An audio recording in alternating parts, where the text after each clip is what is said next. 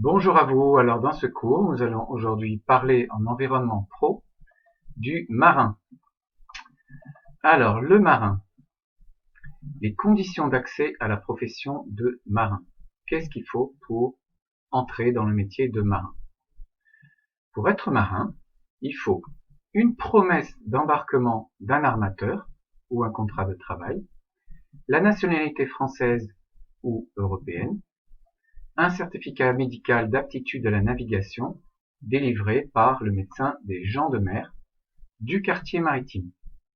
Attention aux normes sensorielles, aux vaccinations. Alors ça, vous êtes en courant puisque vous avez vous-même passé une visite auprès du médecin des gens de mer. Médecin des gens de mer, vous en entendrez toujours parler si vous travaillez dans ce métier. Ensuite, il faut un brevet correspondant à la fonction à bord, CAP, BEP, Bac Pro, etc. Un extrait de casier judiciaire dépourvu de peine criminelle ou correctionnelle, sans sursis, pour les candidats de plus de 18 ans, et avoir plus de 16 ans, ou plus de 15 ans s'il s'agit d'un embarquement pendant les vacances scolaires, ou même aussi pendant la période de lycée. Une autorisation parentale de naviguer pour les jeunes de moins de 18 ans. Alors, quelles sont les conditions de maintien dans la profession?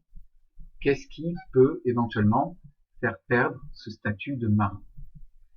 Alors tout d'abord, vous pouvez éventuellement perdre votre nationalité si vous avez certains types de condamnations, comme par exemple ceux qui sont partis au Moyen-Orient pour soutenir Daesh. Eh bien, il a été évoqué la possibilité qu'ils perdent leur nationalité. Donc perte de nationalité entraîne perte des droits à pension, perte des brevets, etc. La perte de l'aptitude à la navigation peut entraîner le reclassement sur une autre fonction à bord ou à terre, ou encore donner accès à une pension d'invalidité. Donc ça, c'est si une année vous avez une visite auprès du médecin des gens de mer et qui vous dit bah non, vous pouvez plus continuer de naviguer, par exemple un problème de vue qui est devenu insuffisant, problème, alors j'invente peut-être de diabète, problème de mal de dos, ça c'est très fréquent et on a des enseignants dans les lycées maritimes qui relativement fréquemment sont des anciens pêcheurs ayant été obligés de se reclasser parce qu'ils avaient trop mal au dos. Ensuite, les visites médicales d'aptitude. Alors, ces visites sont effectuées obligatoirement tous les 6 mois pour les moins de 18 ans, tous les ans pour les plus de 18 ans et tous les 2 ans pour les conchyliculteurs. Vous allez peut-être vous poser la question, pourquoi les conchyliculteurs n'ont pas besoin d'y aller tous les ans, parce que la plupart du temps, les conchyliculteurs sont beaucoup moins sur l'eau que les pêcheurs. La perte d'un brevet est possible en cas d'inaptitude ou de décision disciplinaire, allant jusqu'à l'interdiction d'exercer la profession de marin. En cas de mauvais comportement, délit criminel ou correctionnel, et en cas d'inactivité supérieure à 12 mois, le matricule de marin est retiré d'office ou volontairement. Donc vous ne pouvez pas garder votre matricule si pendant plus d'1 an, vous n'avez pas d'activité de marin professionnel. Alors maintenant, comment on identifie un marin? On l'identifie par son matricule. Le matricule, qu'est-ce que c'est? C'est l'identification du marin. Il comporte un dossier où figure le numéro de matricule du marin. Pour une première identification, il faut justifier de certaines conditions d'entrée au régime de l'ENIM. L'ENIM, on l'étudiera plus tard.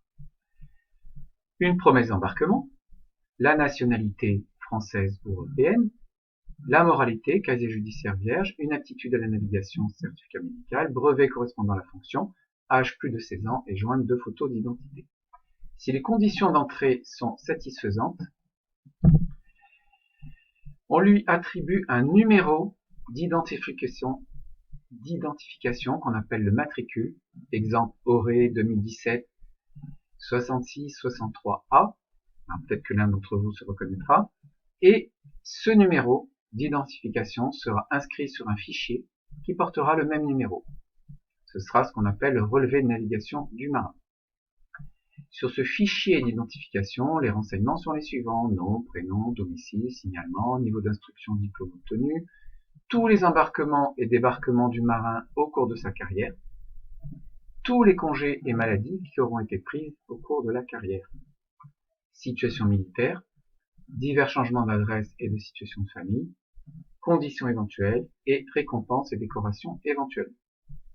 Pourquoi cela? Eh bien tout simplement parce que à l'âge de la retraite, le fichier d'identification servira à faire ce qu'on appelle le relevé de navigation du marin pour calculer sa pension de retraite. Ce numéro matricule est reporté sur le livret professionnel maritime. Alors, qu'est-ce que c'est que le livret professionnel maritime?